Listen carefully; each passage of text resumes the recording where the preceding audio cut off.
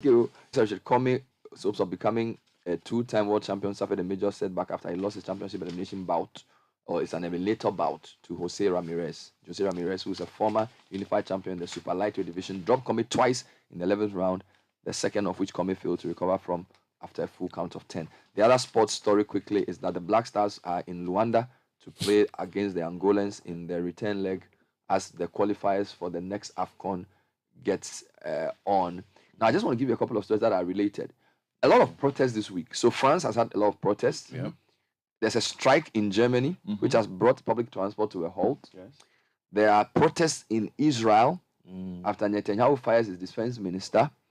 There were 2 protests in Africa. So you had Julius Malema leading people on the streets in South Africa, and then Raila Odinga. So I just wanted to run through all of this quickly. So, I mean, there's a lot happening in the world, and all is not well, you know. So let's start with the Germans. So what's happening in Germany is that Germany's transport network will be at the near standstill on Monday, today, as 2 of the country's largest unions strike.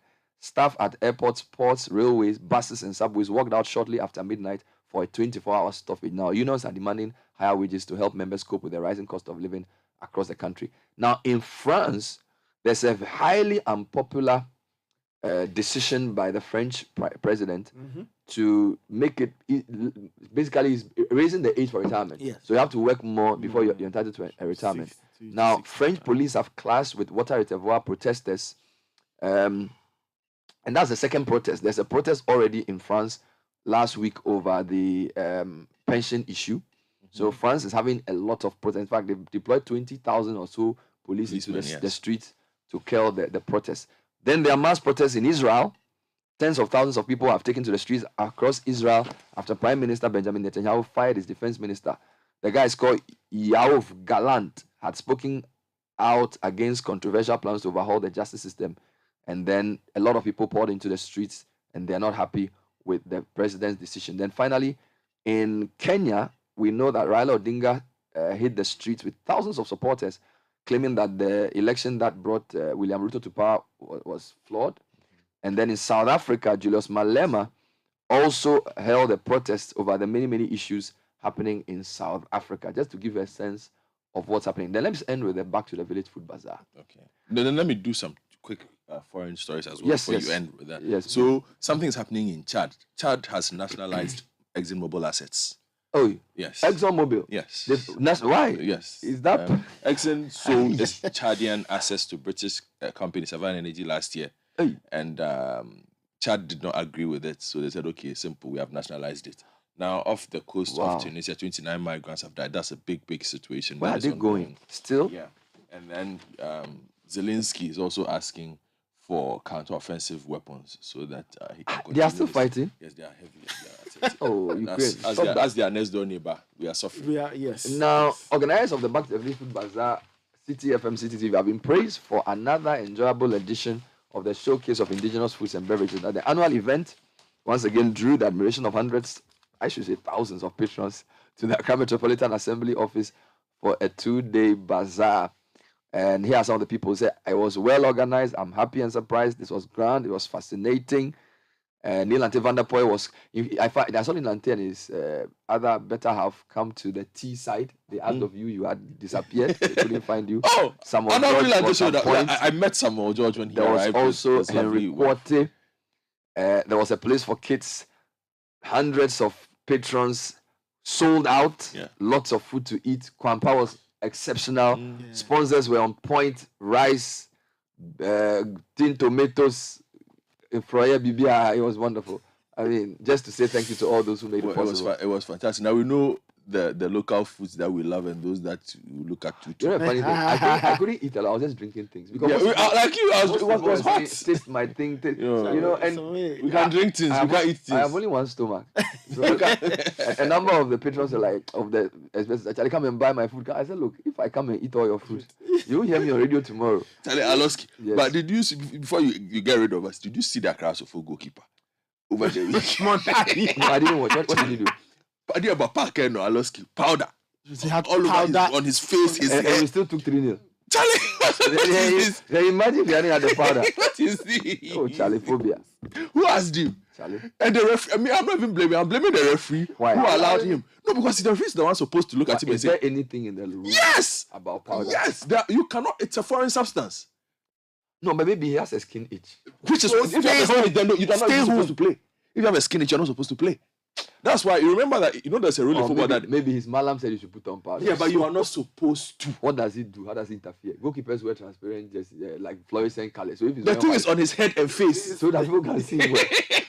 Charlie, and he took 3. Charlie, what did 3? Charlie, this league. Some way. Which one are you? His mother too is a strong prophetess. Oh. And we took 3 to Karela. Thank you, Godfrey. Thank you, Nathan. That was the newspaper review. Don't forget, there's a Tech Monday at 9. Nathan will be hosting panelists as we discuss technology and education from 9. But we'll be talking bazaar from 8. And of course, some big political stories starting from 7:30. Stay with us. You Papa see that? And it's rickety car. Hey, Papa! Bobo, so how's your engine now? It is half man, half amazing. Thanks to Cause and you can feel better energy. Can't touch this. Tell you guys, so Sancho's engine just died like that? Yes, so somebody managed to convince him that there is a better engine oil than Quartz. And he switched. Sancho Panza. Now, which engine oil can be better than Quartz? No other, my guy. Quartz with its age-resistant technology, it keeps your engine younger for longer. Now you know. Have you guys seen the new bottle design? It's superb. Quartz 9000 from Total Energies there improves fuel efficiency. Why do you think Mr. Mane and Logoso have taken the Quartz Nation movement World Cup like that? Sorry. Chairman. Quartz. Keep your engine younger for longer. Join the conversation on the Citi Breakfast Show on Facebook at facebook.com/Citi97.3, Twitter at twitter.com/Citi973, and Instagram at instagram.com/Citi973 with the hashtag CitiCBS.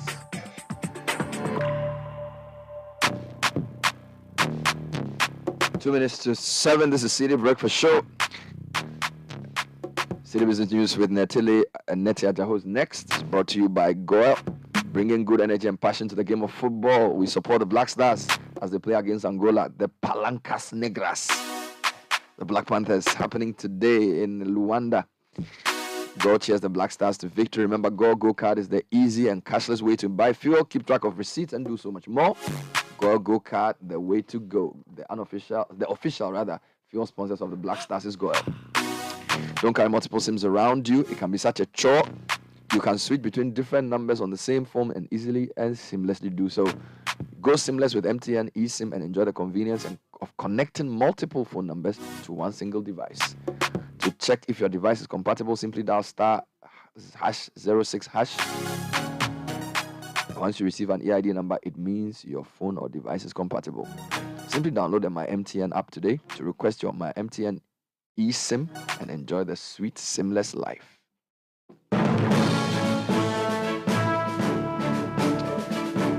Netia Jaho is here with the news. Good morning. Good morning, Bernard, and good morning out there. You're welcome to the breakfast edition of Citi Business News, proudly brought to you by Goel MTN. Coming up, economist Patrick Isuming anticipates MPC to retain policy rate at 28%, and the American Chamber of Commerce calls on government to take opportunity of the Vice President of the U.S.'s visit, Kamala Harris, as an opportunity to further strengthen relations between both countries.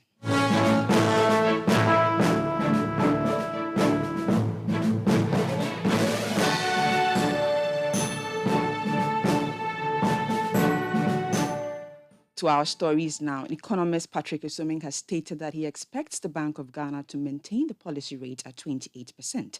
He argues that with the recent moderation and deceleration of inflationary pressures, the marginal stabilization of the local currency and near-term forecasts, the central bank may be persuaded to rethink its stance on monetary policy.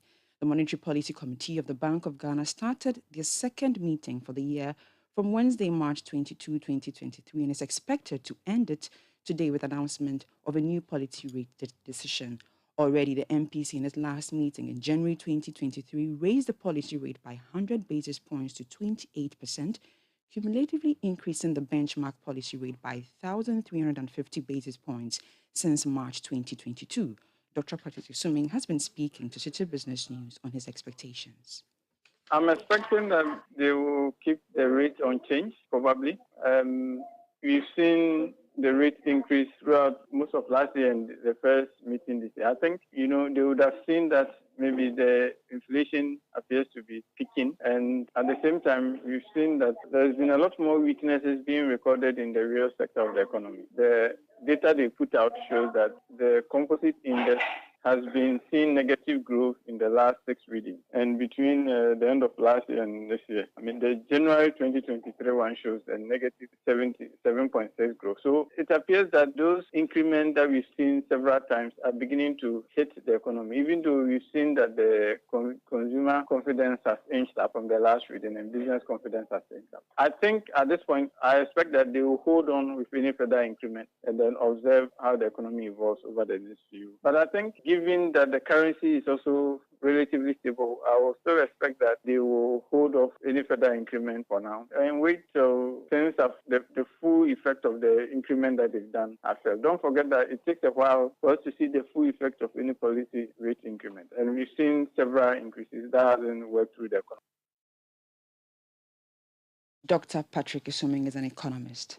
The American Chamber of Commerce has stated that a visit of Vice President Kamala Harris presents an immense opportunity for both countries to further strengthen their relations, especially in the areas of trade and investment. In a statement issued by the Executive Secretary of the Chamber, Ghana should take advantage of this golden opportunity in the moment when it focuses on the U.S. will help our country to drive home the need for more U.S. foreign direct investment, increase diaspora engagement, and strengthen cooperation in the creative, educational, health, security, and cultural sectors. Ghana and the U.S. have a long history of promoting democracy, human rights, and the rule of law. As the country's largest bilateral development partner, the United States has always maintained a keen interest in the economic development of Ghana. Bilateral trade between Ghana and the U.S. is reported to be about $1.6 billion as of 2021. The Chamber is also calling on government to continuously institute the needed reforms that will allow the private sector to lead the economic recovery and position Ghana as a preferred destination for investors. Moving on, government is being urged to implement more measures to sustain government export strategy. Latest data from the Bank of Ghana's summary of macroeconomic and financial data for March 2023 shows that the value of Ghana's total exports increased to about $2.7 billion in February 2023 from the $2.4 billion it recorded during the same period last year. The report also showed a decrease in total imports from $2.2 billion in February as compared to the 2.0 for the same last year. The data from the central bank also showed that Ghana recorded a positive balance of trade of $752 million as at the end of February 2023. Economist Courage Boti explains what commodities have made an impact to grow the country's export base. Yeah, well, it's been the trend. And it's not just in February 2023. It's been the trend over time. I think since 2016, as a nation, we've switched into a surplus balance of trade. Since that time till now, and we've maintained it. I think the things that have made an impact in that area will be oil exports. Of course, cocoa and the usual suspect, gold and cocoa also play a role, but also the non-traditional exports that are increasingly, I think, growing over the period. So if you see the other exports line, it's something that keeps growing over time, really. I think as at we ended 2022 with about 3.1 billion in other exports.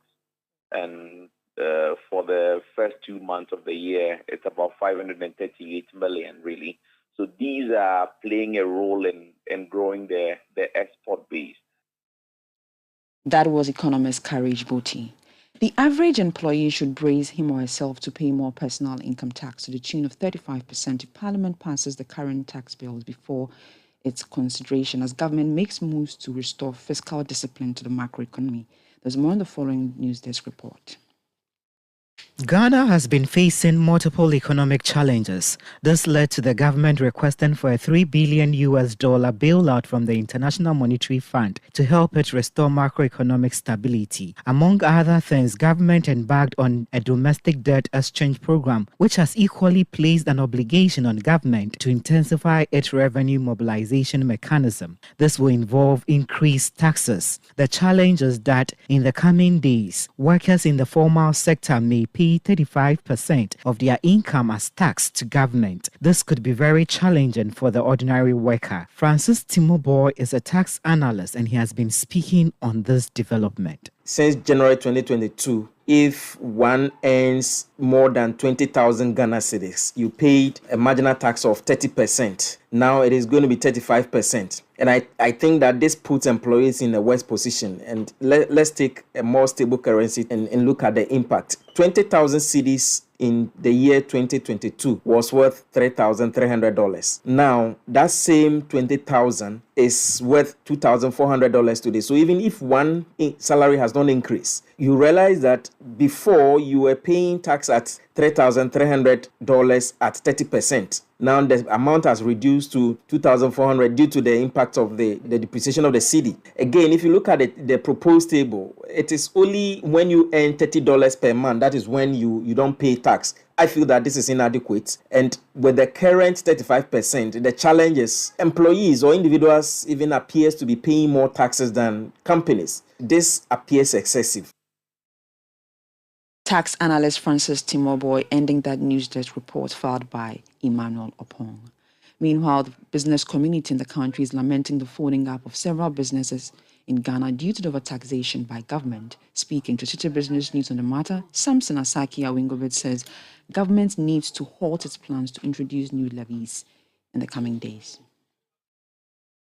The already existing taxes are not yet friendly at all. In fact, if you look at 2022, till the end of 2022, many companies have wound up in this country, including both foreigners and Ghanaians, who think that they cannot even break even, let alone make a profit. And so for that matter, it is better they close down than to say I am on businesses and I'm running into debt. And so we had the President in the State of the Nation address on the 8th of March or so, where His Excellency the President proposed or appealed to Parliament through the Speaker that is to speed up in passing this two important bill for him. And that for him as the President and his government, it is very crucial for them to have that bill being passed. And he's looking forward to sign that bill into law. We strongly believe that bill, when passed, is rather going to cripple and going to continue giving us unemployment in this country. Samson Asaki Awingobet is Executive Secretary of the Importers and Exporters Association. Now on the interbank foreign exchange market, where banks trade amongst themselves, the dollar remained unchanged and is selling at 11 cedis 2 pesos. The British pound lost 1 peso and is selling at 13 cedis 5 pesos. The euro lost 3 pesos and is selling at 11 cedis 8 pesos. However, at some forex bureaus within the capital, the dollar is selling for 12 cedis 50 pesos, while the pound is selling for 14 cedis 96 pesos and the euro for 13 cedis 10 pesos. Let's now join Mark Jordan Sikanati of Data Bank for updates on the bonds market. Last week's market session closed with 262.6 million shares valued at 149 million Ghana cedis trading across 23 counters. MTN Ghana and Total Energies advanced to 1 cedi 30 pesos and 6 cedis 39 pesos respectively, while FanMilk PLC, Standard Chartered Bank and New Gold experienced a week-on-week price decline. Spurred by the gainers, the GSE Composite Index climbed 3.33% week-on-week to 2,802.96 points, expanding its year-to-date return to 14.69%. The Data Bank Stock Index also increased its year-to-date return to 3.33% after gaining 1.7 points week-on-week to 108.83 points. This week, we tip Gold PLC and Trust Bank Gambia to rise on the back of strong market demand, while we expect SIC Insurance to fall due to offers below market price. That was Mark Jordan Sikanate of Data Bank. And that does it for the breakfast edition of Citi Business News, proudly brought to you by MTN, Goil, and powered by your most comprehensive business news website, citibusinessnews.com. My name is Nete Ajaho. Have a good business day. Join the conversation on the Citi Breakfast Show on Facebook at facebook.com/Citi97.3, Twitter at twitter.com/Citi973, and Instagram at instagram.com/Citi973 with the hashtag CitiCBS.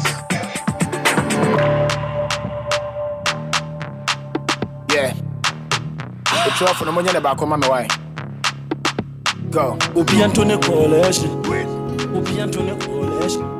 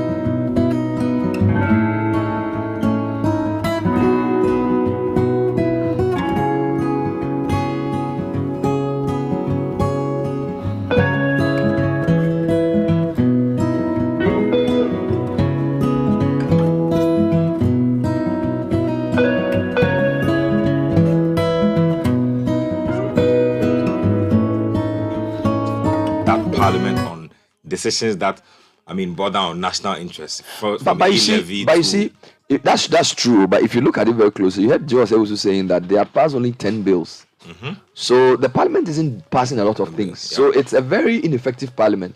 So I really don't know whether Ghanaians understand what they want. Are you saying that you want parliament to frustrate the government, or that you want parliament to represent the interest of the people by blocking things they consider wrong?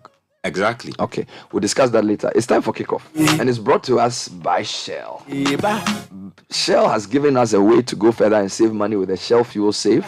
Its triple action formula improves engine efficiency, prevents deposit buildup, and protects your engine from wear and corrosion for extra clean, extra protection, and extra savings. Switch to Shell Fuel Save today because extra kilometers go a long way. And the Shell Savings and Loans has been supporting the investment goals of customers with attractive solutions.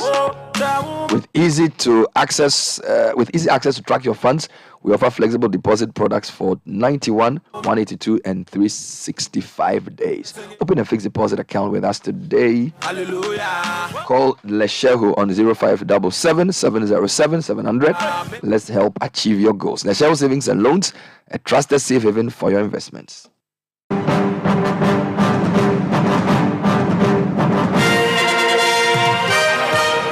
This week the stories are not good.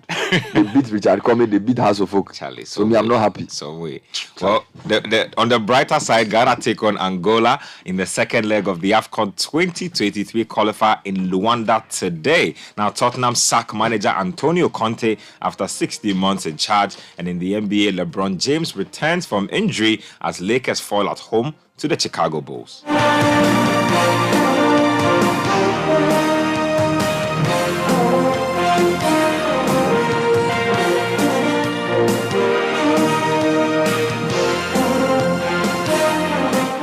Now, Ghana could take a giant step towards qualifying for the 2023 AFCON with a win against Angola later today. The Black Stars are scheduled to square off with the Palancas Negras in Luanda at 4 p.m. Ghana time. Now, Ghana's head coach Chris Hughton wants his side to be clinical in front of goal heading into the second clash today.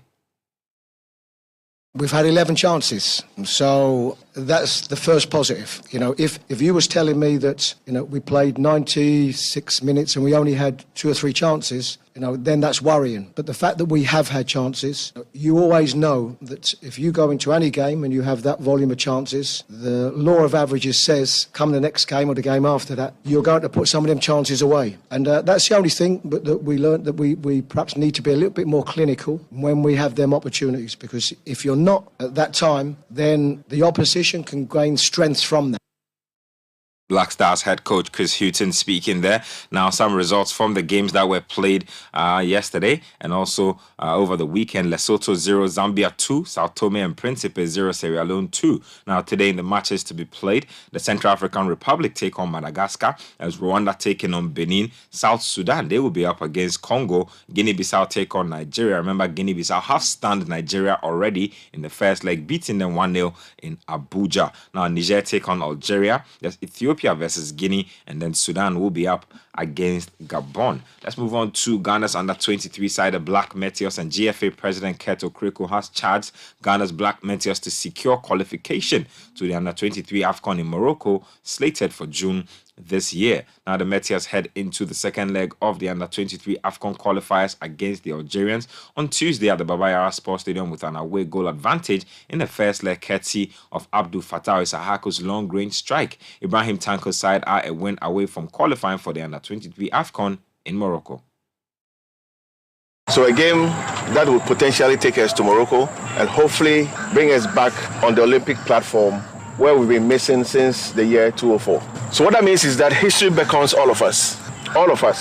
And the effects of we potentially being at the main tournament will be amazing to each one of you and to our dear country, Ghana. 2004 has been a long year, long journey, 19 years, since Ghana was at the Olympics. And fortunately, the next Olympics will be in my home country, which is Paris. And it's important all of us keep our focus and work towards a slot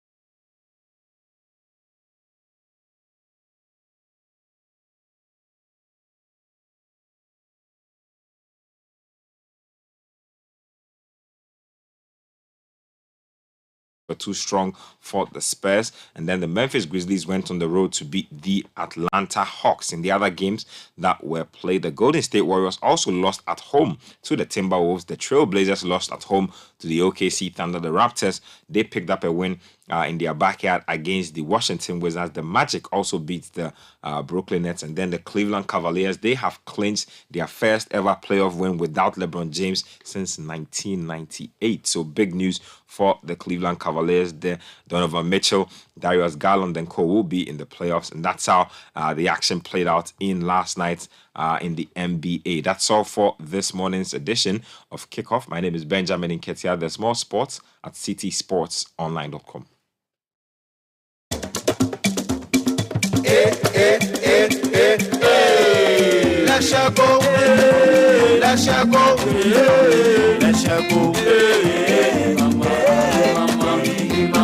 If you need unique services, innovative financial solutions, we deliver on our promise, cause we are number one.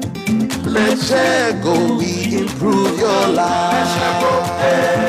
Let's go, let's go, hey mama, hey mama, hey mama. Even when you're stuck with nothing, come to Let's go. No matter your situation, come to Let's go.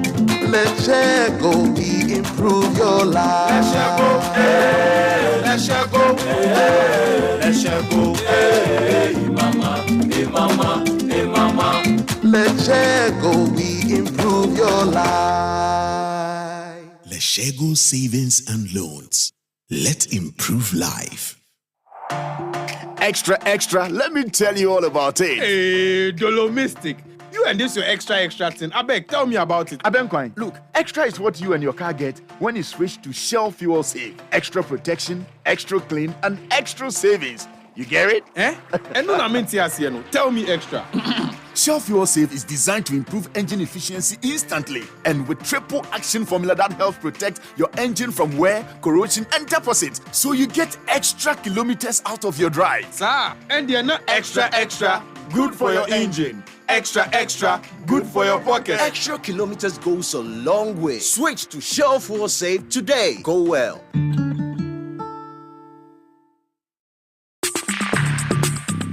Join the conversation on the Citi Breakfast Show on Facebook at facebook.com/Citi97.3, Twitter at twitter.com/Citi973, and Instagram at instagram.com/Citi973 with the hashtag CityCBS.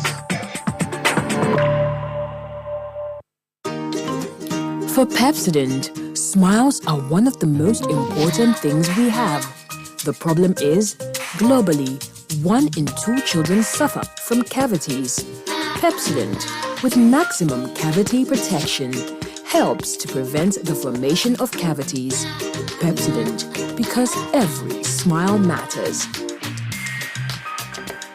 This advertisement has been vetted and approved by the FDA. Keys. What could be simpler than a key? Who doesn't have a key? A car key, an office key, a drawer key. But there's one key that rules them all. The house key. The key to a place we call home. The key to the home where everything comes together. The key to a home that is our own. A home where we make life happen with our families and loved ones. Adoha has been working hard for over 30 years to make home ownership within reach for many. Say yes to property with Adoha. Your dream home is one call away. Your dream home is a few clicks away. Visit our Accra project, The Place, by calling 030-2789-757. Come on, just a bite. No, Elom is here. My late. Please, you never say no to my Indomie. Bobby, we are late. Hey, is that the new Indomie beef flavor? Indomie, you like no other. Introducing Indomie beef flavor. Your great tasting noodles in a delicious new beef flavor like no other. Indomie tastes great. This advert is FDA approved. Imagine you had the power to impact the world around you. At the British Council, we see students from all over the globe coming together for equality of education that achieves goals. An IELTS test from the British Council can help you own your future. For a limited time only, when you book IELTS with British Council, you will get our most popular preparation course, Road to IELTS Premium, for free. Valued at $80, Road to IELTS Premium gives you all the material you need to get a great IELTS score. Visit the British Council website today. It's creamy, creamy plus, delicious milk. Creamy plus for you. Creamy Plus is a delightfully delicious option whenever and wherever the occasion calls for milk. For your quick meals on the go or quality time at the dining table, jazz up your favorite Gary soakings, mashed kenke, cereals, and all hot and cold beverages with a creamy, protein-rich, healthy option of milk. Creamy Plus evaporated milk with vegetable fat is all you need to stay on the go. Creamy Plus evaporated milk is now available in a shop near you. For bulk purchases, please contact Les Farm Distributors at Medina Ritz Junction on 0501 682 522, or Grace has found us at Akoko Photo Dansoman on 0245 162 747. Creamy plus for you. Creamy Plus evaporated milk. This message has been vetted and approved by the FDA. This is the Citi Breakfast Show, the city's biggest conversation. Health Tidbits is brought to you by the Nyaho Medical Center. Welcome to Nyaho Health in the City. This week is specially dedicated to fertility and reproductive health. So if you are looking at starting a family, do not miss any tip this week. Or better still, follow us on social media to save a copy for yourself. All the joy that fills a home when a child is born. Certain lifestyle choices can affect your reproductive health. Here are 4 measures you can take to improve your chances of conceiving. 1. Maintain a healthy weight through a balanced diet and regular exercise. Being overweight or underweight can impact fertility, especially in men. 2. Avoid smoking, alcohol, and drugs, as they can harm both male and female reproductive systems. 3. Manage stress levels, as it can affect hormone production and ovulation. And finally, see a qualified physician to detect and treat any underlying conditions that may affect fertility. Our medical team is ever ready to assist you. Call or WhatsApp us on 050-143-6662 for further enquiries, or follow Nyaho Medical Center on social media for more health in the city tips. Nyaho, improving your quality of life. Health Tidbits was brought to you by the Nyaho Medical Center. Join the conversation on the Citi Breakfast Show on Facebook at facebook.com/Citi97.3, Twitter at twitter.com/Citi973, and Instagram at instagram.com/Citi973 with the hashtag CitiCBS.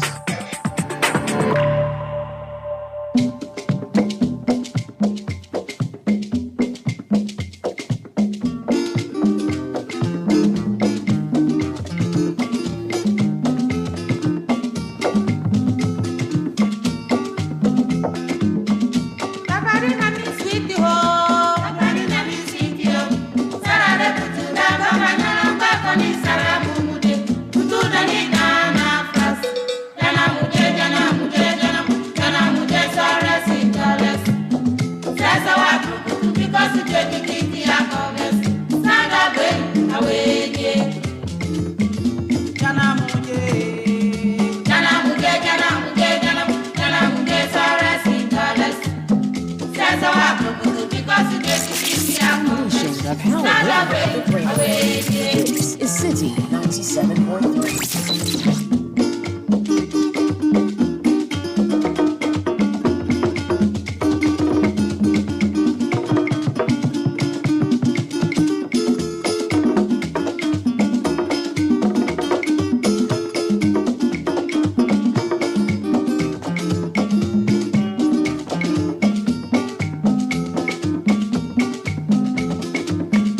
Kabari na mi sweetie ho, kabari na mi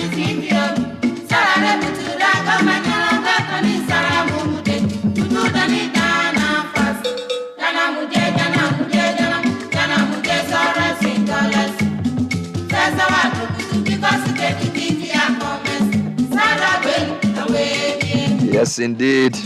Ghana Muje. This is what makes Wolume such a great band. Yeah, nobody understands what they're saying, but we still enjoy it.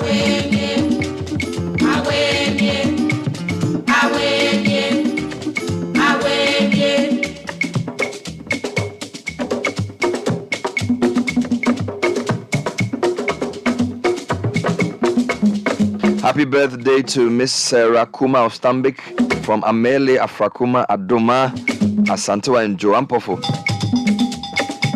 Enjoy this special song. Sarah Kuma of Stambik. And to a brother and a close confidant, may God guide you, give you divine speed and uncommon favor. From your wife Mariam to Superintendent Ebenezer Tete of the Public Affairs Directorate of the Eastern Regional Police Command. Happy birthday to you.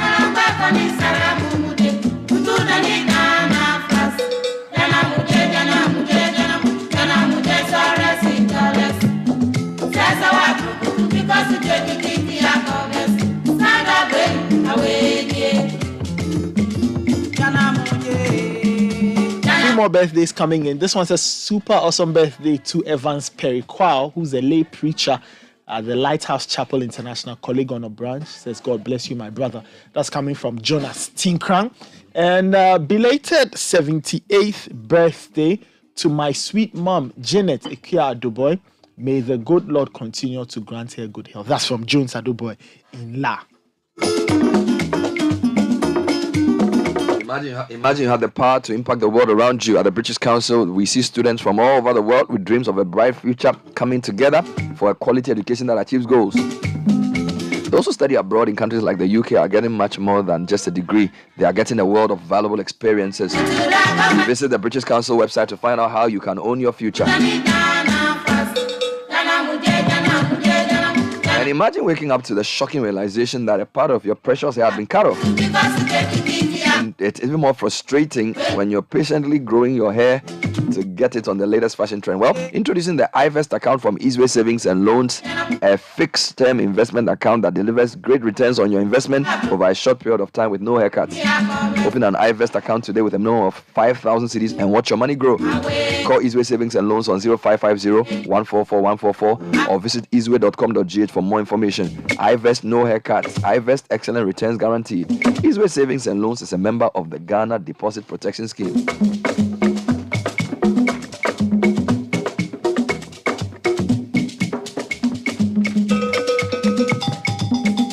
All right, so those of you who say you are not happy with the minority for voting for the... I frankly don't understand the problem. Maybe I'm trying to be like an ostrich, but I feel like the whole... I think the party's decision to even block the appointment was not necessary. You know, I don't know. I just feel like if somebody has, you know, yes, you can say the government is too large, and we all agree. But apart from the Obiamo elevation, everything else was a replacement. So, and I don't know.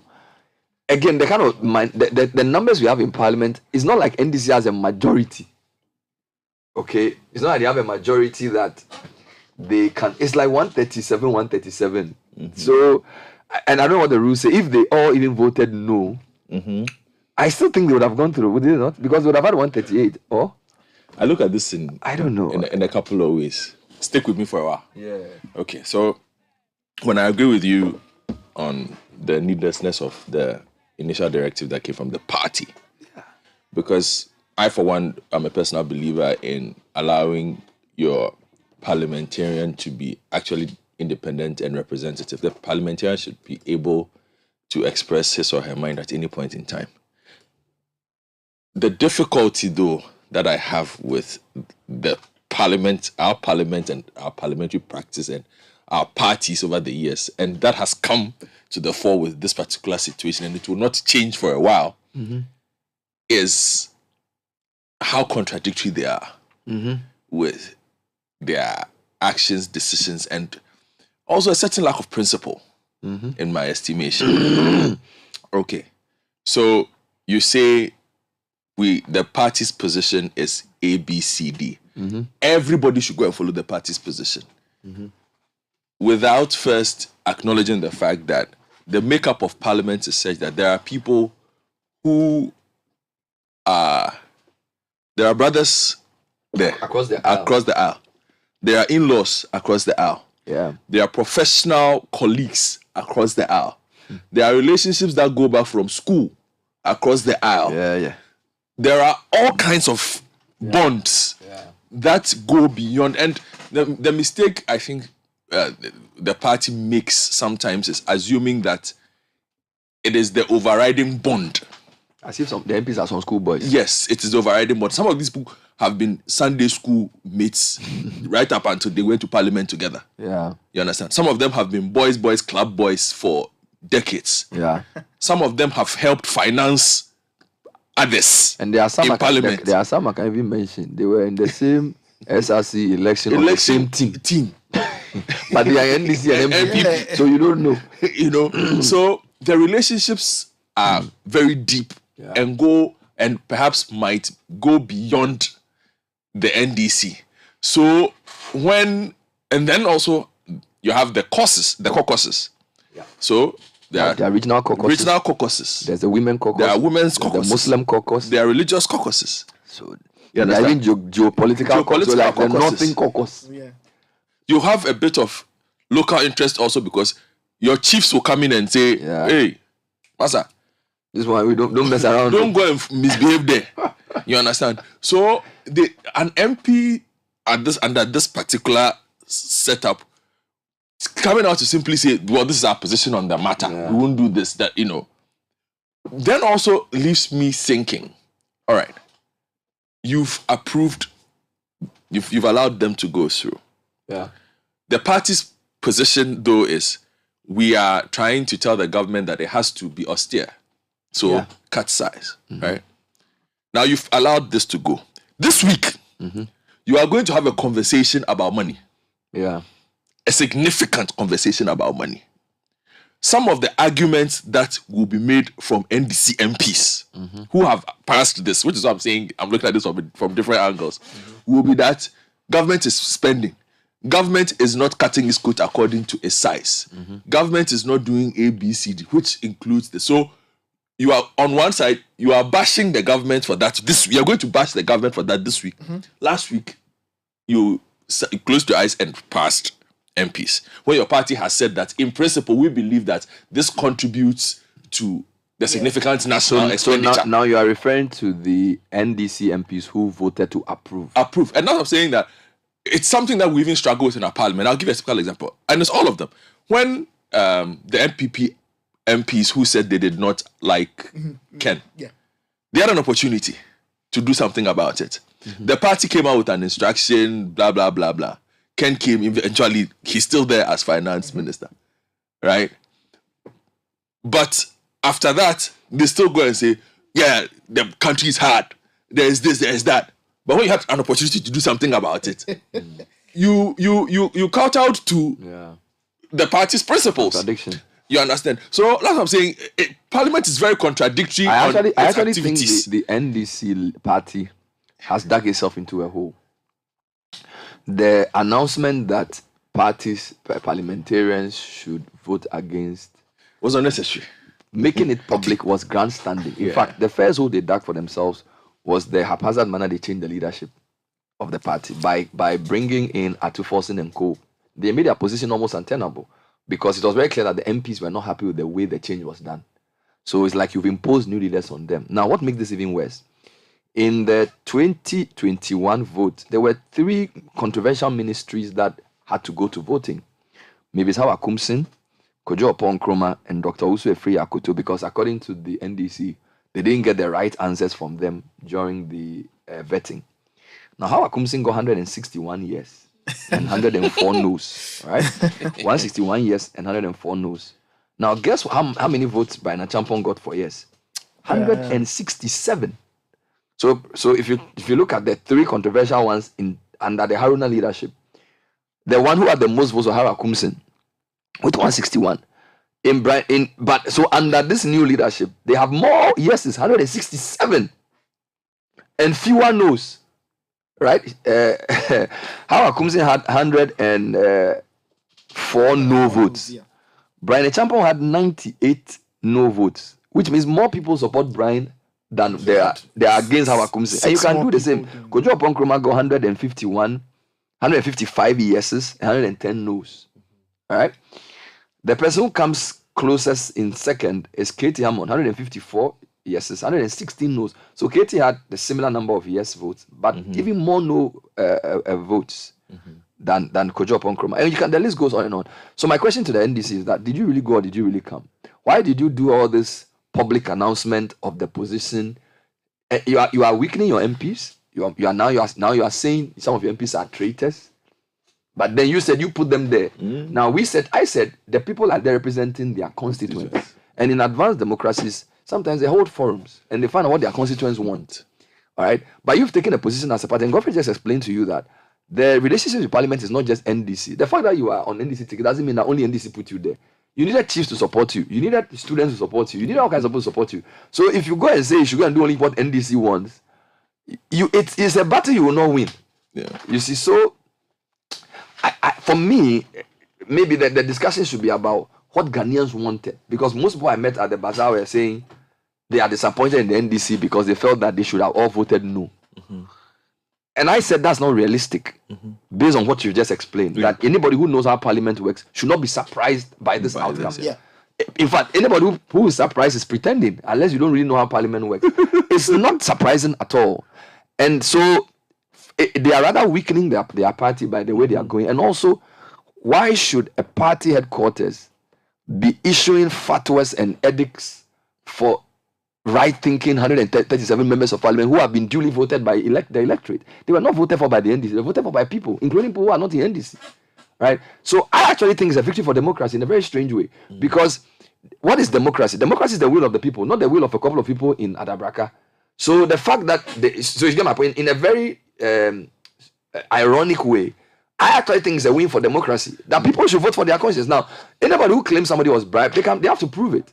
Okay? So the fact that somebody doesn't vote based on what a party says doesn't necessarily mean they've been bribed. Because as Godfrey explained, if you are from the central region, and there's an MP from the region, other considerations. So I actually think the party leadership is digging itself into a hole that it cannot come out of. With these fatwas is issuing from headquarters, trying to railroad all MPs. And the other point, so what will Haruna and Co say now? Because if you say that they were not doing the business right, I just showed you that Brian had more votes than How Akumsin. He had more yes votes and fewer no votes. Yes, he had 6 more yeses and in 6 fact, fewer no's. If you think about the fact that only 265 people voted in the 2021 approval of Kojo Nkrumah, How Akumsin, and Dr. Free, then it tells you that you can even argue that the Haruna leadership did much better. If NDC's reason for the removal is to be believed. So I feel that the whole public expectation was misguided. Yeah. Right. And then again, I think people's conscience should work every day. It's not everything that the Democratic Party wants to do that Democratic senators vote for. And that was the point I was trying to. In democracy that we consider to be further advanced than ours, Sky is a MP. Sky was not shocked at the outcome. He's an MP, right? Sorry, he's come in Parliament for 15 years. You were shocked at that. Hold on, before Sky comes, yes, I was just saying that since 2004. I'm just hoping that we see the sad part of it, we don't see this kind of consistency in the behavior of MPs when it comes to this expression of the democratic practice that we just experienced. You understand? In terms of, I am voting with my conscience, so let me be.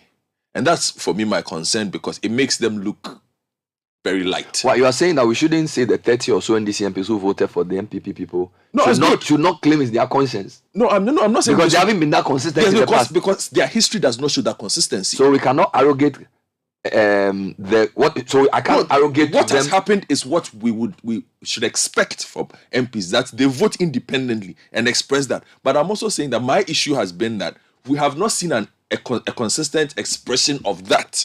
Then, but what you are saying, then you means you are supporting the argument of those who say then they were bribed. No, I'm not. No. I'm not speaking about them. No. You see, I am saying that this decision to go against the party may well have been based on their conscience. Yes. And I am saying that based on the bonds that I have described, the approach of the party, in my view, is not democratic. Certainly, I agree with you. And democracy is not a few people forcing their will on everybody else. Yes. So, in a very perverse way, this rather is an expression of democracy. Which is true. I'm saying that I hope that they do more of this. And I'm saying that the reason why I particularly look at this cynically, if you permit me to use that word, is because there hasn't been a consistent usage of this right. Fantastic. Let me ask you a question. Where, like, for example, on other matters, you'd expect either side to vote, not necessarily, not on party lines, but like I say, on conscience, for example. Yes. I wanted to ask you a question. If this vote had been public, in some of the jurisdictions, you actually tell people the vote you did. All right. So, like in some, they'll say, I am this is for Ohio. I'm voting against this bill.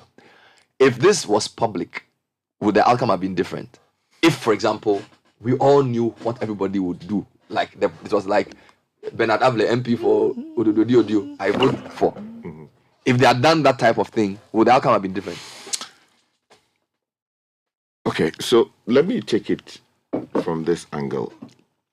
You see, it is not as simple as that.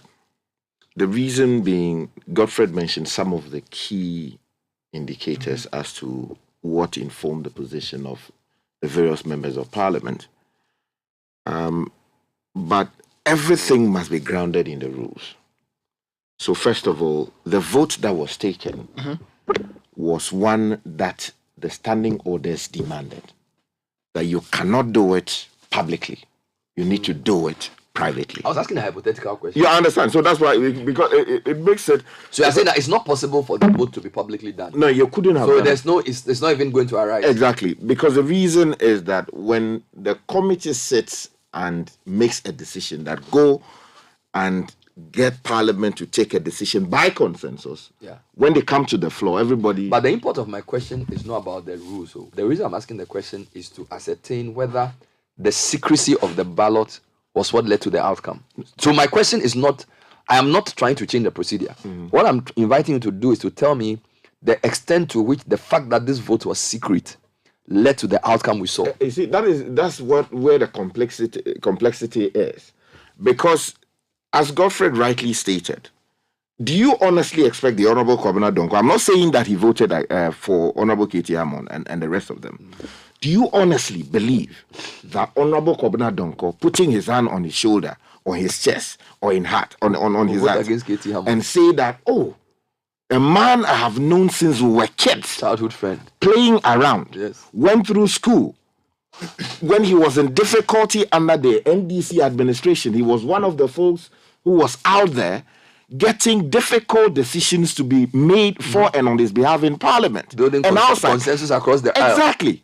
Until he eventually left government under very embarrassing circumstances. Do you honestly believe that that man sitting in that chair, with all his conscience properly positioned, will say, no, I'm voting against Honorable Katie Hammond, who is becoming a minister?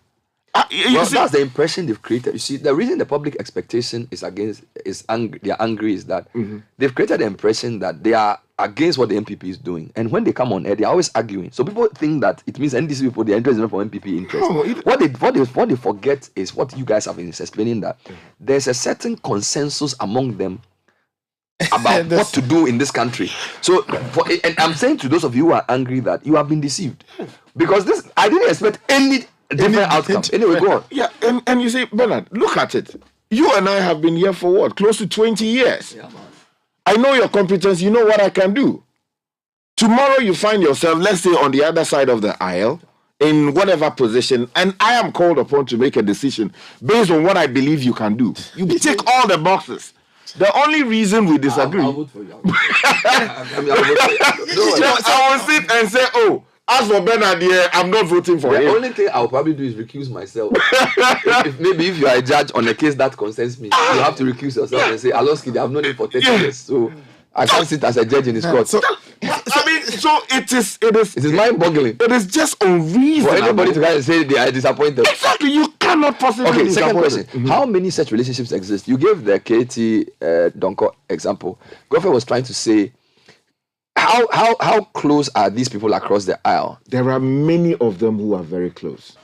Let me give another example. I'm not saying that John Jinapor voted for. Of course, they are Yeah, brothers. I'm not saying, but they are relations. They are brothers. You understand? So imagine if Abu Jinapor is supposed to be approved by voting. Do you think John Jinapor will vote against him? Of course not. I mean, can you seriously expect that? The father will call him in the morning. The father doesn't at have dawn. to, even if the father doesn't have to call him. You see, this is the point. The father doesn't even have to call him.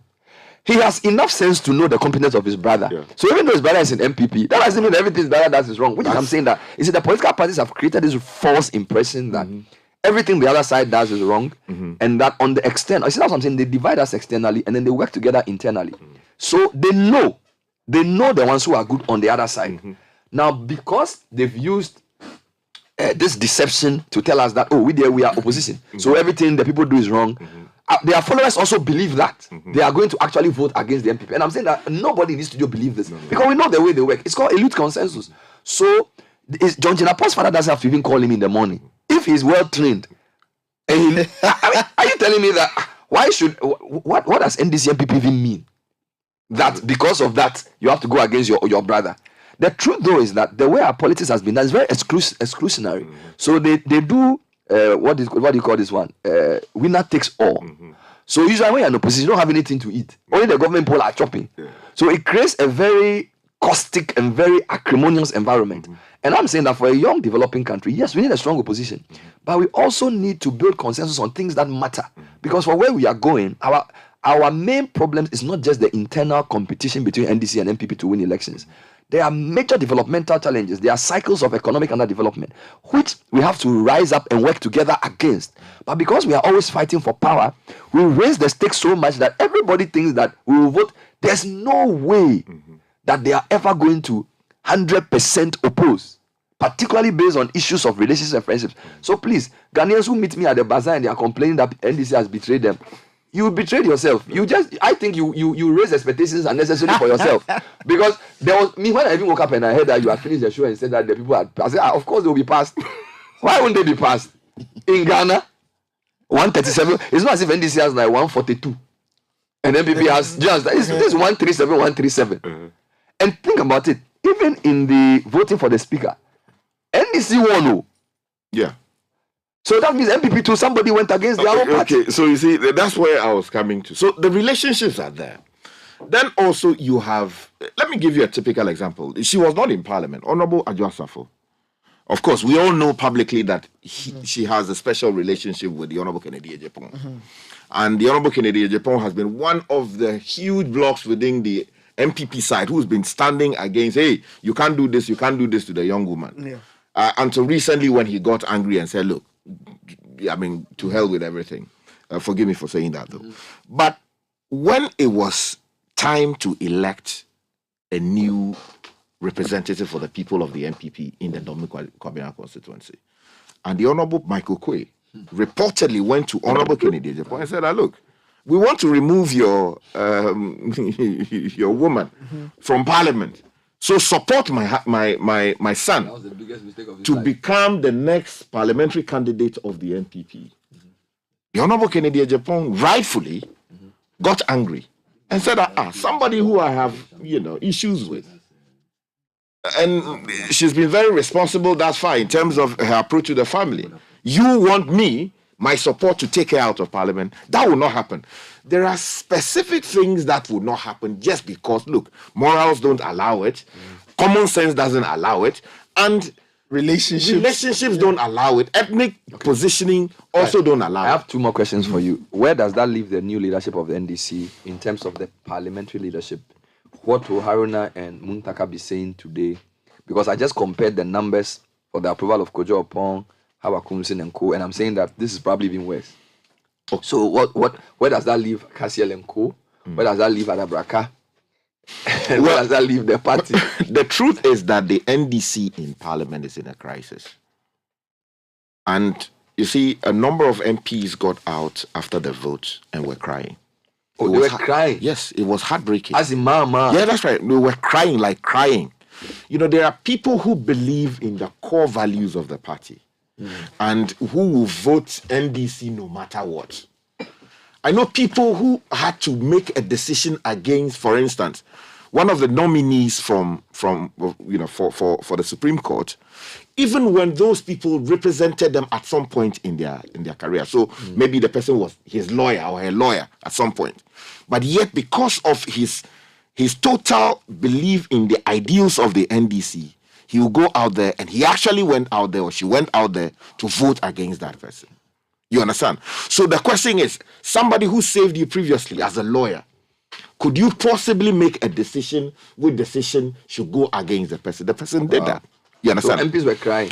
So the NDC in Parliament is in disarray. And let me give you seriously. So you said much earlier that the haphazard manner in which the changes were made has created problems. That is very, very true. And in fact, if you remember, when we had repeated communication or discussions on this, here and elsewhere, I made this point that it was going to be difficult for the minority NDC to hold the NPP accountable because of how they handled the changes at the leadership. And that is coming now to big play. Let's do tech and social. We'll come in there more. Send us your comments.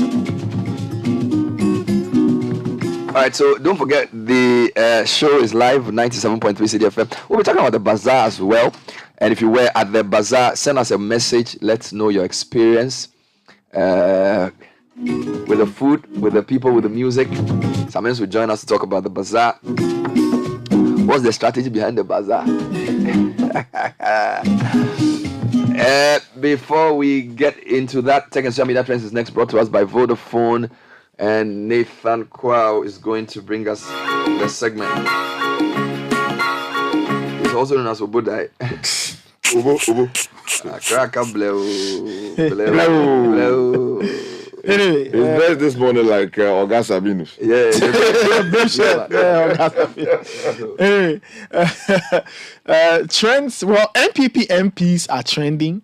NDC MPs are trending for very obvious reasons. There was a vote Friday, caused a lot of consternation. To borrow Kabne, your boy's word, consternation. He was the first person to use that word for me to hear. Other trends, Stellini is trending. Now, Stellini is now Tottenham Hotspur's acting manager until the end of the season. Why? Because last night around 9 p.m, the news broke that Antonio Conte had parted ways with Tottenham Hotspur Football Club. So Antonio Conte was not well.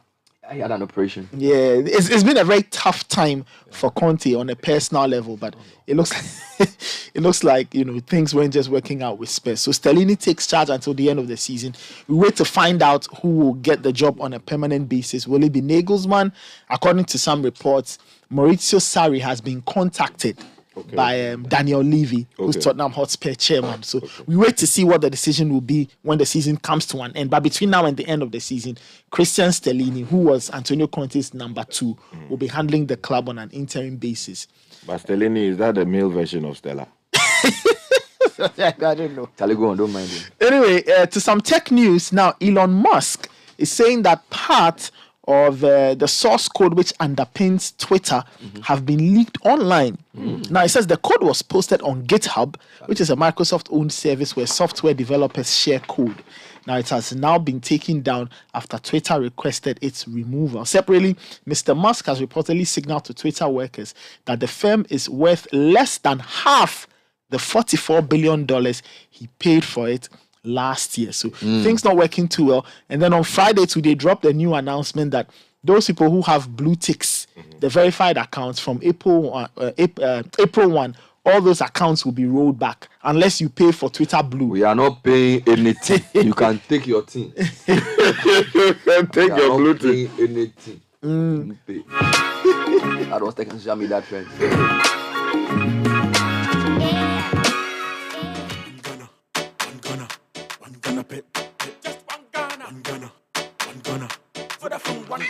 Yo, bro, I beg beg, make you give me correct shock absorber. Or make I do video concept, then take the Gaussian P for the engine show you. Hey, yawa humache. Every morning you the tear calls, they browse. Actually, something they there. Hey, Tago, the way town make hot. I grow best one if it be you where you get Vodafone 1 Ghana promo them out. 20 minutes talk time to call all networks. Where you start get data and 1 gig from 5 a.m. to 11:59 a.m. Bye. Anka you go do pass me safe, Ankasa. You dial star 530 hash. Make we enjoy. You go fit subscribe as many times as you want. Yes, plantain chips. Yo, sweet Ama, take this by Vodafone 1 Ghana bundle. Moku vibe plus video calls and taste. You catch the vibe. Early morning, 5 a.m. sharp. Vodafone, further together.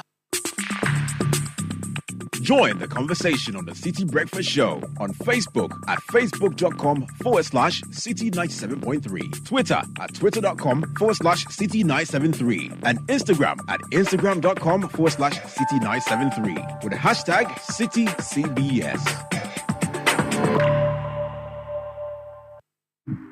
Awesome is not enough when you can amplify it. I mean, way up. If your phone doesn't have a 5,000 mAh.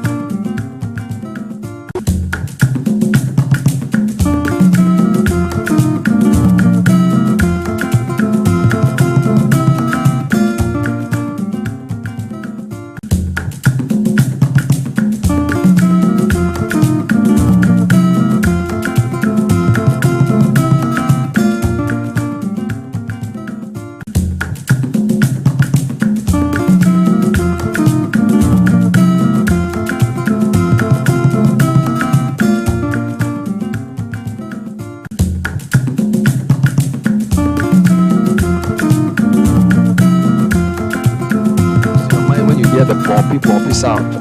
I'm sure it's a refreshing Fun Yogo, the delicious Fun Choco, and the so nice Fun Ice from Farm Milk PLC. For more than 60 years, we've been there for you, giving you high quality, delicious, nutritious products. We're there for you. So go ahead and enjoy your favorite Fun Yogo, Strawberry Choco, and Fun Ice at 3 CDs for the 145 ml and 2 CDs for the 100 ml. Fun Yogo, so cool, so good. Call 030-700-0595. La Bianca is the leading frozen food company in Ghana, proudly introducing for the first time in the market a local poultry, Akoko Tasty. Locally produced bread and slaughtered comes in various forms: chicken thighs, breast, wings, backs, and gizzard. La Bianca is the sole distributor of Tasty Akoko Tasty. Call us on 050-543-1111. We are at the Fishing Harbour Road, Temanu Town, opposite the NIB Bank. And it's the Insure and Win promo from now till end of March. Insure your vehicle with Imperial General Assurance and win some hands-on rewards.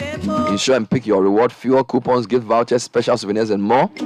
Call us on 030-2788-955 or talk to any of our agents across the country for further details. Imperial General Assurance, solid protection.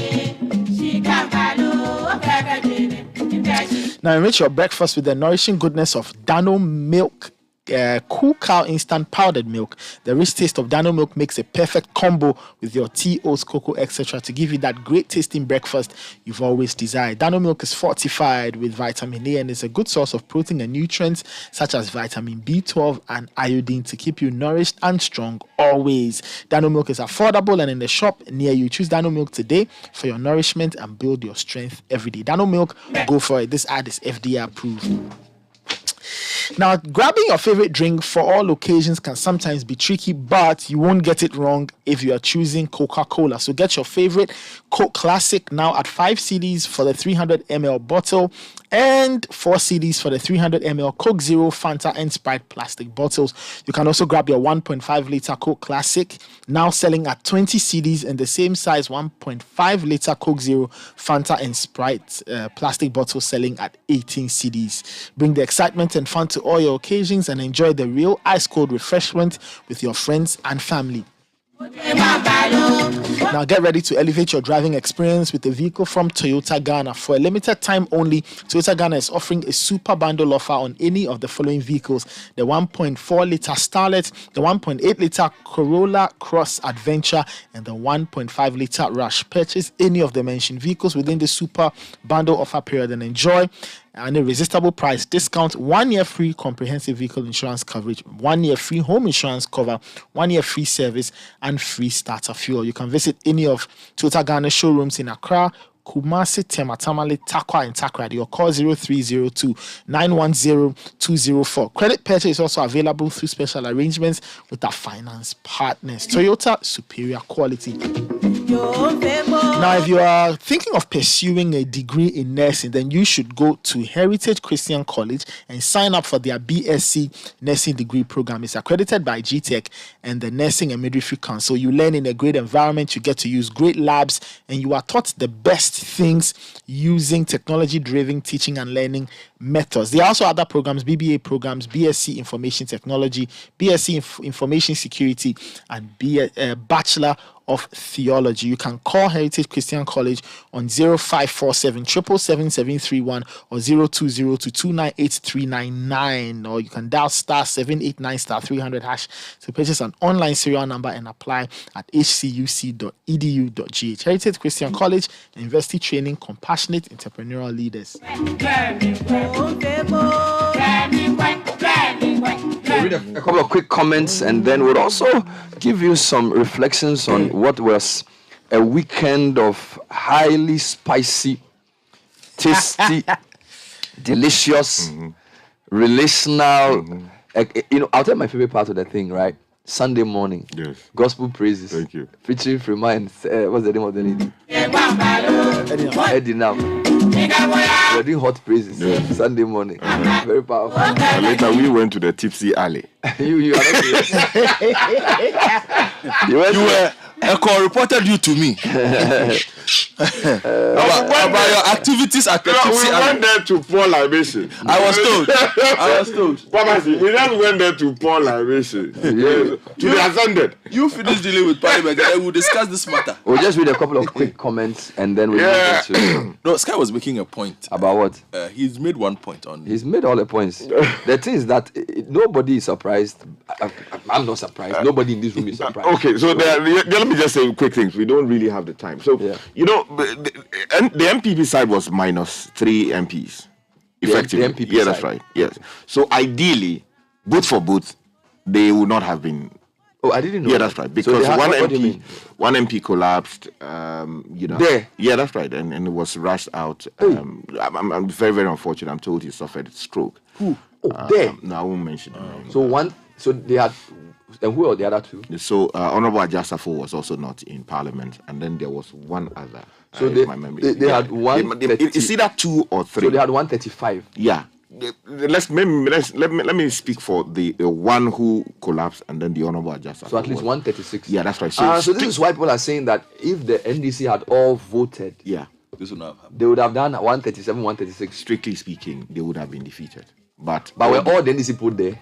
Yes, to the best of my knowledge, they were all there. You were in Parliament? Yes, I was in Parliament. And I saw it all unfold. Anyway, so read some comments and let's move on. Okay. Yeah, let's move so Aloski says the argument the NDC foisted on everyone is that their position was not about the personalities and their competence, but rather the belligerence of the government not to reduce the size. That is where we think the NDC is not serious as an institution when their guns poured water when they were to shoot. That is coming in from money. This one says, good morning, Bernard. The decision was not against the personalities. It was that the government should reduce the size of ministers. So take note of that in your discourse. Christian from Somania. And Bernard, my point is that they all made us believe, and we all know that the size of government is too large, and we agree it should be cut down. This is the view most of them hold. Okay. This one says, good morning, Bernard. You people have nailed the issues on the head. Beyond party membership, regional groupings, ethnic groupings, and religious groupings seem to take precedence over national positions. My only addition is that the international community will not take us seriously when we are talking about downsizing government and the opportunity comes to combine ministers and we throw it away.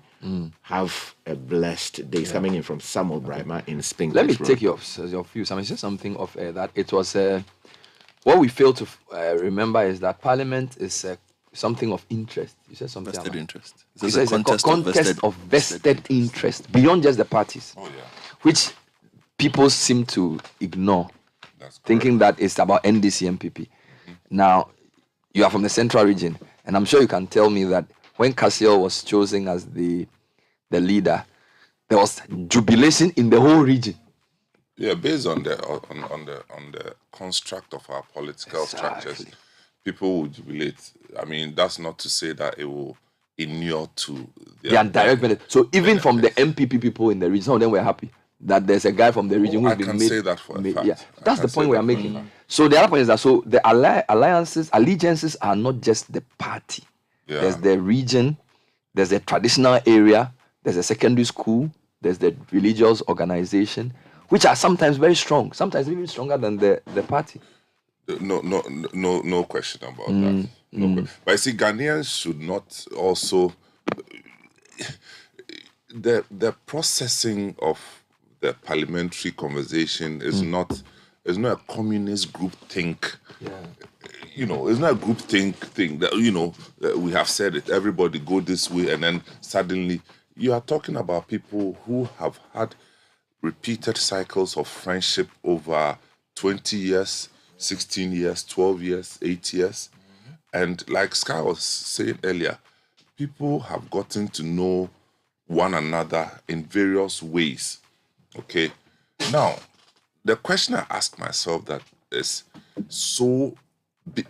are we going to say that the NDC is happy with the size of government by this kind of vote? Of course not.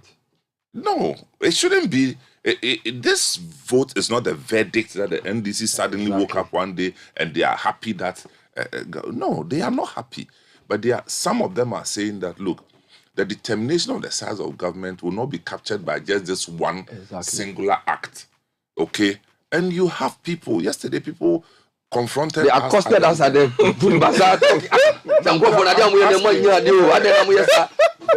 why are you sitting in your air-conditioned office and then pointing fingers at the NDC person to force government to reduce the size of government? Demonstrate. You are an NGO, you have money, you are not talking about it. You have the platform, you are not talking about it. We should all bow our heads in shame. The future of Ghana depends on 137 MPs. The media is talking about it. You are not listening. You want to listen to media that they do concert. The place that they come and do the chichatri and all those things and talk bizarre things. That's what you consume. We have talked about the size of government.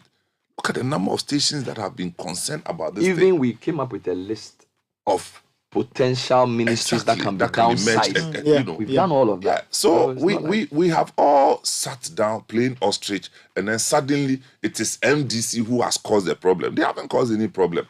The NDC is a political party made up of individuals who come from their home with different alliances. That's so.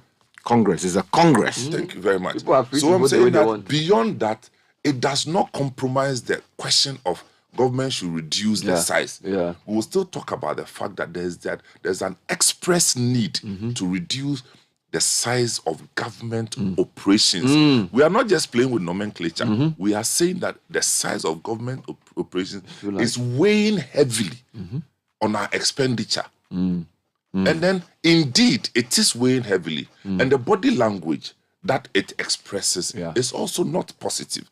So, yes, the NDC may have done what they have done, but how about us? That's a very powerful point. Now, the other thing I wanted to ask you was, when people met me, they were asking me two questions. They were asking me about the NDC and asking about your Lacoste. Charlie, me, I was walking myself. People see me and say, Bernard. No, they say, where is this guy? Who is this guy is coming? Yeah, but your boss, he's not wearing the shirt. Charlie, after you blow, you come out. First, they'll say, Charlie, the NDC didn't try. They say, on Saturday, they say, the NDC didn't try. Then I said, look, I'm not here to do politics, so let's eat. They say, yeah, but where is Rich's guy? I said, Rich's guy is coming. They say, but your boss, he's not wearing that shirt you say he was wearing. We came because of the shirt. He's not wearing the shirt. Why is he not wearing the shirt? Charlie, I could tell that be the only question people they ask me. Charlie, me, I don't know. The first person who confronted me with this shirt matter, I thought he was talking to me about something serious. I said, yeah, but when Bernard talk about it, then he picked his phone and showed me the picture he took with me last year. He said, yeah, this is the picture. I said, but today you are not wearing it. I said, my friend, we are working. No, Charlie. I was. It's difficult to fathom the size of an event based on what you promote. So what I know is that last year we had about 70 vendors and this year we had about 120. Yeah. So I expected more people to come, but this year it was. I couldn't even walk. Like when you are walking, you can't. In Nagbe. JB. With the Southern Village, our technical head JB wanted to move from one end to another. Okay, Papa, I mean, Talori fair. You won't get space. Yeah, I mean it was that big. But you know what my question is what is it? Is it that people were genuinely looking for a place to experience our food that they had not? Was it that the timing was right? Because it was just overwhelming, the number of families. And they are eager, and it's not as if they came. They decided to come and eat. It's not like they are coming to do sightseeing. I think there's a potential that this whole Ghana thing holds. That we ourselves, we have not utilized properly. I mean, for us, it's about everything Ghana. And it's to steer our desires in that direction. From what we wear, to what we eat, to what we drink, to where we visit, all captured in this Heritage Month promotion. And yesterday was kind of an epitome of every element of it. Charlie. That people left home, destination, back to your bazaar. People left their churches. And, the whole thing is structured in a very, if you like, cyclical way. And I say cyclical in such a way that you come there and you can't stay for more than 2-3 hours because we don't have space for that. And it's deliberate. So you have to move in and you have to come in. It's a flow. It's a flow. Yeah, because when you come, you walk 3 hours, you get tired, and you leave. Yeah. And that's the cycle that we observed from Saturday. But compare this to last year. Last year, people have forgotten that the first day it rained. It rained till about 11 a.m. Yeah. Yes. So it really affected the participation for the first day. Yeah, for the first day. Second day was better. But this year, the sun was 37 degrees. The sun was on a different level. Charlie, as you know, the sit up. I had to be pouring water. But I almost blacked out. It was that bad. Yeah. Hey, then we were just drinking liquid tea at night. We and Godfrey were just buying. We were drinking things. We were not eating food.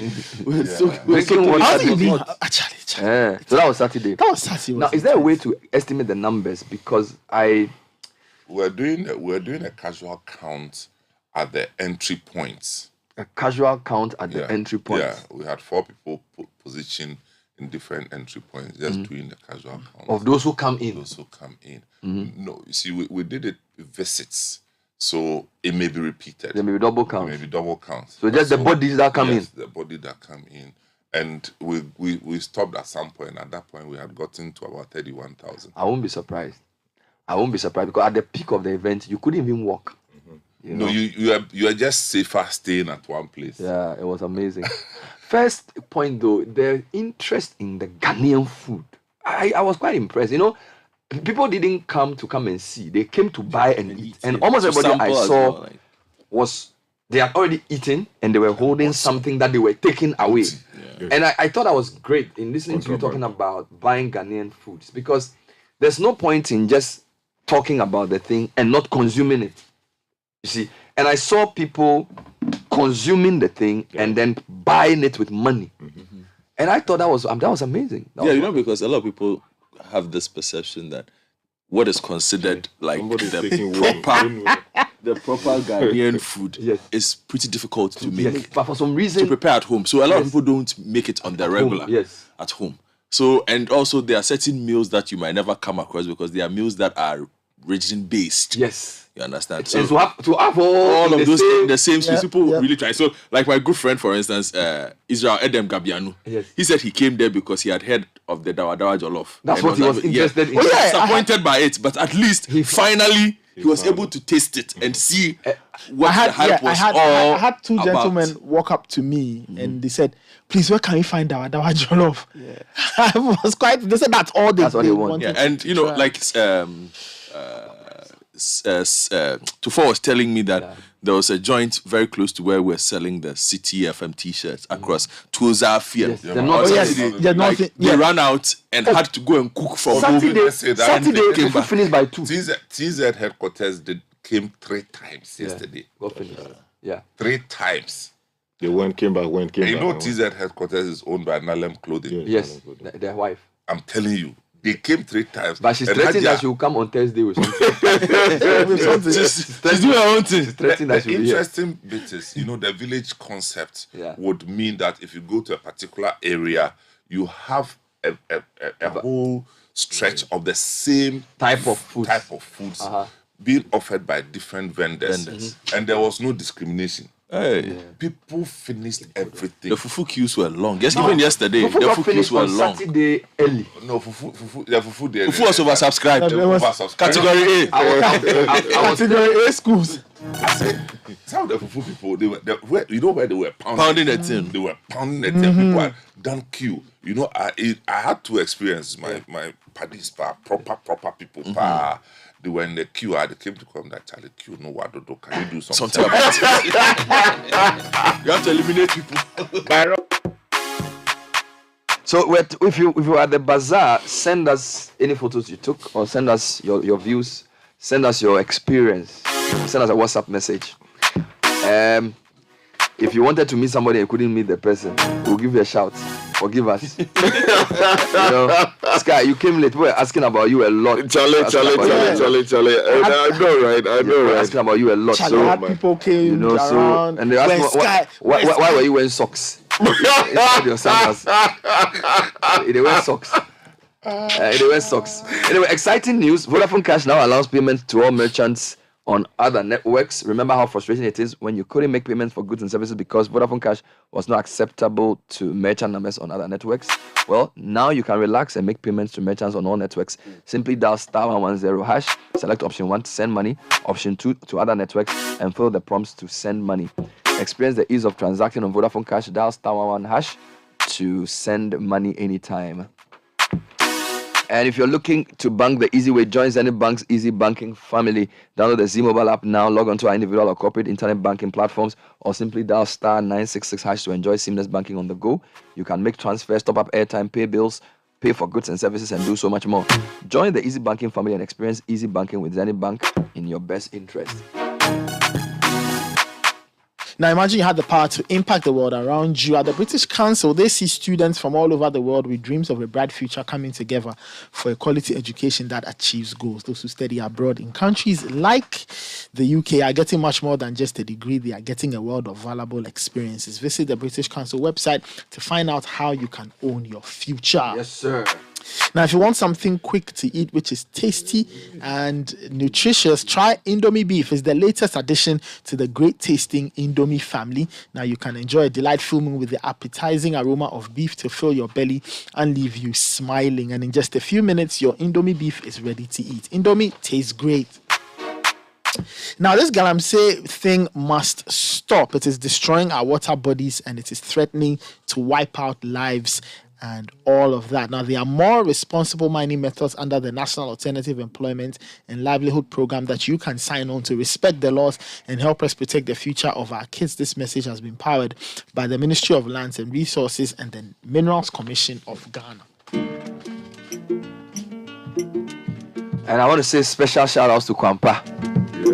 I mean, to do 3 hours or was it 2 hours? Yesterday they were after they took over from the 3 hours, it was a 3 hours. From like 3 to non-stop. 6. A couple of comments coming in on the bazaar. But let me let you know that from 9 o'clock this morning, EdTech Monday is back. It's a platform for EdTech entrepreneurs, education stakeholders, and government reps to facilitate critical conversations on the use of technology for teaching and learning. The show is an initiative of the MasterCard Foundation's Regional Center for Innovation and Teaching and Learning in ICT. And this is part of their strategy to find solutions to Africa's youth unemployment by closing the gap in access to quality education. EdTech Monday builds on the foundation of the Young Africa Works program, and it's hosted every first Monday of the month or last Monday of the month, depending on which month it is. Dezankwa is your host, and it's starting at 9 a.m. today.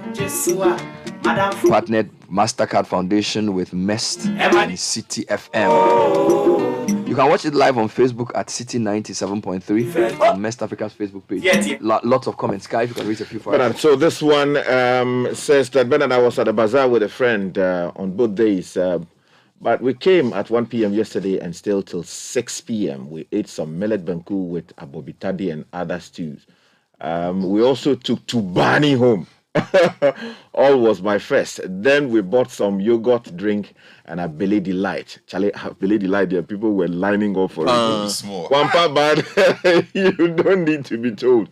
We danced throughout, and we met you, Bernard, and we asked you where Richard Sky was. We couldn't meet him. This is coming in from Samuel. He was wearing a hat and a mask and socks and hiding in some corner, holding a school bag. Challenging to what be that? Did you go to classes or what? There was a lady who came with an aged father. Okay. You know, he said that the father apparently couldn't see. But I didn't know. Okay. You know, when I was talking to them, and the lady said, "No, he can't see you." And why did he come? He said he wanted to see this guy because of his laughter. And you two were holding school bag walking somewhere. His laughter. So he was consulting with the gods in the corner. I call it the Tipsy Alley. Yes. This one from it doesn't have a name. It says Chalet City CBS team. That family of Akpele vendor was serious. So that is Akpele related matters. Akpele family. That's right. The way they had displayed the various ones with the clay pots, was so serious. Wonderful. Akpele, Jenkpele, and so on. Sky, please help with the various options. Ayikpele, yes. Abobitadikle, Akpele, yes. Awokpele, Amokpele, Amodemi. The bazaar was excellent, Charlie. And the queues for the meat, Charlie, so serious. Good job to all of you. The queues, Charlie, was serious. I had my eye on the roast chicken, but I couldn't make it there. But Judankan and Nilate and the rest were beneficiaries of some excellent pork. Akoko tasty people. Yeah. The queue there. Akoko tasty. And porquitos. Yes. Bernard, the pork was a national security. The pork matter was a national security. And I'm not to pork price, Murio Kroma. The pork thing, I mean, they ran out of pork. Can you imagine? You can see people, families, moving from place to place, looking for pork. The other thing is that some people said they found it difficult locating the food vendors. So the concept of the villages wasn't very clear to some people, so we had to explain. And maybe next time the villages will be properly dressed in village attire or something, so you will know. Because it wasn't because of so many people. For example, the Queen says, Bernard, I struggled to find the food I was looking for. We eventually found it late because he had to maneuver. So sorry about that. So more comments. Daniel Anani says that I was at the bazaar yesterday, met and greeted Bernard, and he was busy chewing fried yam. Actually, fried yam, I accosted from some people. Some people were sitting with money. So after we got the drinks, I had to just eat their fried yam. You collected it by force. In fact, you appropriated it. Appropriated the fried yam for myself. Good morning, Bernard. Please talk about how Bas 3 won the cooking competition with the Legebo motivational. Yeah, so Legebo. The debate have been settled. The competition was close. The rice was tasting the same, but the Bas 3 chicken was steamed. Flavored. They steamed it. So Bas 1 and Bas 2 they fried their chicken, but I think the Bas 3, because they steamed their chicken before they fried it. No, they didn't fry it. They just steamed it. Yes, and it was nice. Wow. It came out really well. Wow. And that came from Francisca. Yeah. This one from Kujo in Tema says, I was at the bazaar yesterday. Nice concept at all. But the place was too choked. And I almost blacked out. I had to leave the venue eventually. Is there a bigger venue? I suggest a bigger venue for the next one. Is there a bigger venue? Oh, the bazaar, it's something that is growing gradually. Outgrown the venue. And as things stand, the AMA forecourt is the most appropriate place. We consider a lot of factors. Transportation is key. Transportation to the venue. Look at where it is, Accra. Everybody can come to Accra. Everybody can easily get transportation to the place. Security is another thing. You get me? It's already fenced nicely. Exactly. And then the AMA will support security, safety of patrons, and all that. And then you also look at facilities, power, stable power, and all the things that drainage for, because it's about cooking, and then they have grass, so it's not. I mean, somebody said we should go to stadium, and I was like, okay, you're gonna do this at the stadium. They'll put Jumi and things on the grass. He just said stadium. I said, okay, so go and cook at the stadium. Have a good day. They'll put Jumi and things. So the fact is, yes, it's but it's an evolving concept. So we'll see. What about the children's park? The children's park is always been an option. But, they don't have drainage. Yeah, it will dirty the place. Before people will pour things, and it's not, it doesn't offer as friendly an environment as we have at the forecourt there. But we have to just manage the space in a different way. It's you see, I don't even think that it was as crowded. I think the point is that more people wanted to be at a particular place because of the various activities. Yes, they wanted the chicken. Yeah, regardless of where you take it, you're going to have a similar thing. It's like the Notting Hill Carnival that you have. There's a long stretch of about how many kilometers? Maybe 10 kilometers. Some of us are not 5 kilometers, so we don't know. Oh, I mean, I'm talking about. I don't know. But you see that there are certain patches that is choked, just because of a particular activity. More so comments. We have that when we used to do the vibrant carnival here. in 99, 2000, thereabout. It was like that, just the Oxford Street, blocking one end of the Oxford Street to another. And you cannot walk you can't even walk for even 100 meters. But in certain parts, it's free. It happens that way. It's a very important point, the issue of the flow of people. But I'm sure as the bazaar gets bigger, other venues could pop up as well. But for now, we are happy with the AMA. Let's read more comments. Okay, so let's take more comments coming in. This one says, good morning, Bernard and team. I was at the bazaar on Saturday, dying so much to see you, Bernard. Sky, but heard you took your kids for basketball, and Sky wasn't back from Parliament. It's not true. I was there the 2 days. I took over 200 photos. Okay. If I'm not mistaken. In fact, some have just been said to me by my good friend Benjamin Kuzi, who says his kids are telling him that I beat the thing is happening again this weekend. So, my good friend, you met him yesterday, that disco guy. Yes. It's not happening this weekend. You know, the other his kids are asking whether it's happening. Asking us to do it more often. And you know, a lot of times. Twice a year. You know, let me say something. You see, they say, Heritage Caravan, do it 3 times a year. Bazaar, do it. Sometimes it takes much longer to plan things than you think. All right. And there is part of a Heritage Month. It's something we've thought through since October. So it's not as if we wake up and let's do bazaar because I said we'll do another one. It's a whole month of promotion. It's a whole month of planning. The fact that you're even there, look at the buses who came from the caravan to the bazaar. It's all related. So please, if you enjoy it, just say you enjoy it. But don't tell us to do it 3 times a year. I think it's a genuine call if you look at it, from other angles. But what I say is that other media houses should take different months and do something. No, they want the match that you also want. No, if you can do it, but do it. You can't do it at the same venue. So what I'm saying is that other media houses should be encouraged to do this promotion of Ghana, to take it to that level. You mean you're inviting us to copy it? No, but as for the copying, they are copying already. I repeat it. I'm saying that, but you see, you can talk about copying, but it's about Ghana. So no one media house holds the copyright to it. That's true. But I'm just saying that we are not happy that there's influx and people can move, But if, for instance, Easter is coming, let another media house do something. For Easter? For Easter. Go and take, Aviation Social Center. Go do and do, because we alone can't do it all. I mean, that's a fact. This morning, I needed honey and lemon to drink. to get. Can you imagine? As we sit here, our entire staff, they're on a 1-day break. Hey, we want to be part of your staff. That me. I'm still on resignation. Yeah. We'll take a short break. With more. We're still talking. I beg you, before you do take the short we'll come back. You come back. I'll come back. Don't worry.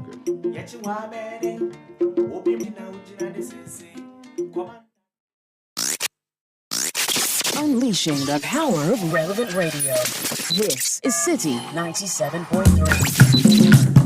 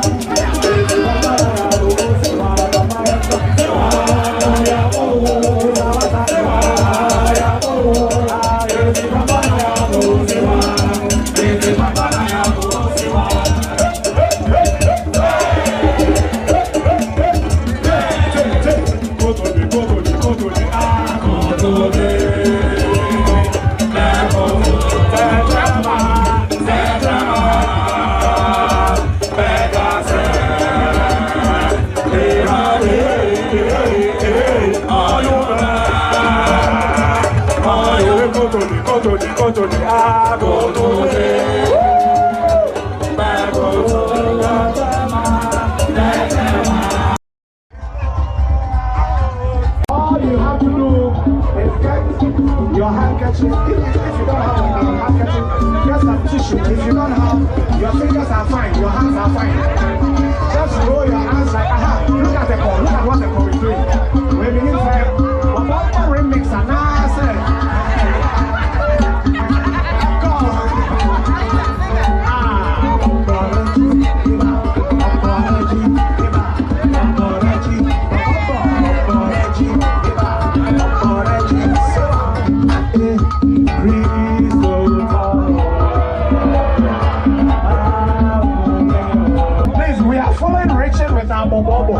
Then we shift to Sanakbacha, then we shift to Sahel, that's I said here. Come on, the call is supporting Richard. So please, wherever they pass, and Amanda is supporting Richard and the call. Wherever they pass, follow them.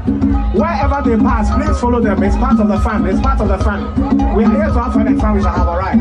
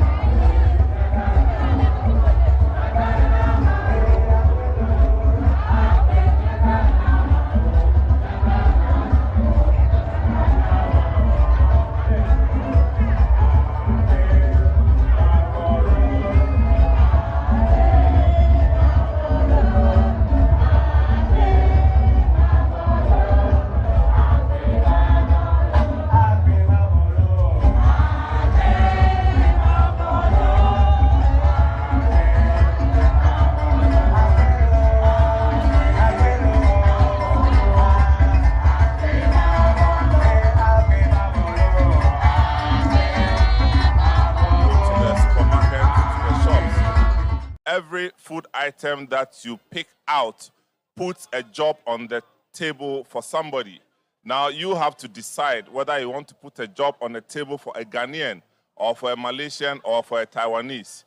So the more foreign foods you buy, the more jobs you create in other countries. So the second day of the food bazaar also caught the attention of some prominent individuals in society, and for them, they say that this is one great initiative that should be commended. I don't know the level of support Citi has from government on this, but I think that this should be something that the state must begin to take interest in.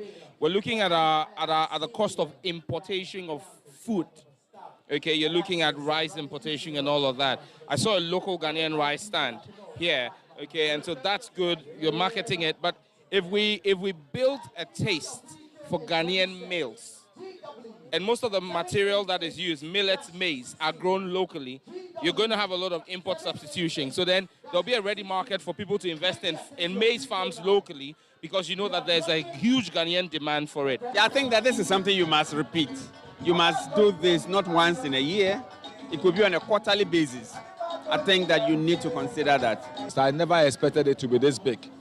It's huge, and it's been good. I just was talking to one of the vendors. She said, look, she's even tired. She's made her money already, and she wants to go home. But people are making requests on her. It's good. I'm particularly happy with the kids, the young ones who are here, introducing these young ones to our traditional dishes and things. It's wonderful. I think we should do that more. Attendance for the two-day event was in excess of 30,000 patrons. The Back to Your Village Food Bazaar is one of the flagship events forming part of Citi TV and Citi FM's Heritage Month, which comes off every year in March. This year's Back to Your Village Food Bazaar was powered by Citi FM and Citi TV and proudly sponsored by Vortic Mineral Water, Malta Guinness, Africa Business Bureau, Fortune and Mopa, Pan-African Savings and Loans, and Gino.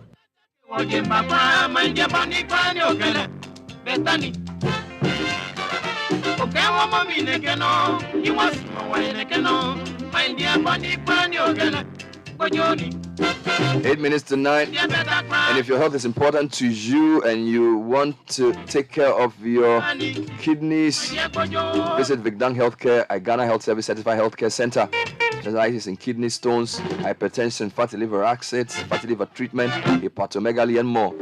We use 100% natural medicines in all our treatments. We're on the Spintex Road behind the Standard Chartered Bank. Call us on 054 995 1211. That's 054 995 1211. And Standard Water has over 25 years of experience in providing quality and refreshing water to quench your thirst.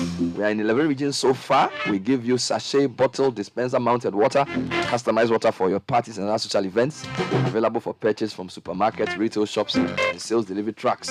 Call 0202 055703. That's 0202 055703. This advert is FDA approved. Now, Vodafone Business presents Too Much Business, the #1 mobile plan for businesses in Ghana today. With Vodafone Too Much Business, you have the best mobile plan on the market that gives your business the best value. That means you have the flexibility to choose voice, data, and SMS packages that suit your business's size and ambitions. Get more minutes for Vodafone to Vodafone calls and calls to other networks, data, and SMS in one complete mobile package. To sign up, send start to 0507 779 000. Email vodafonebusiness.gh@vodafone.com to sign up now. Vodafone, further together. Give your eyes the best attention and care they deserve this year. Don't play with your eyes. Visit Roberts & Sons Optical at Adenta, Weja Adabraka, Osudankwa Circle, Tema, East Legon, Kumasi, and their new branch at Kofredia, and get comprehensive eye care and 100% original and unbeatable products for both children and adults. Call them on 050-151-9111 or 020-372-8545 for more info, or visit their online shop at robertsonssonsoptical.com. Get them on Facebook, Twitter, and on Instagram. Roberts & Sons, seeing is believing. Now, if you visit the British Council website, you can find out how you can own your future. Remember, those who study in countries like the UK are getting more than just a degree.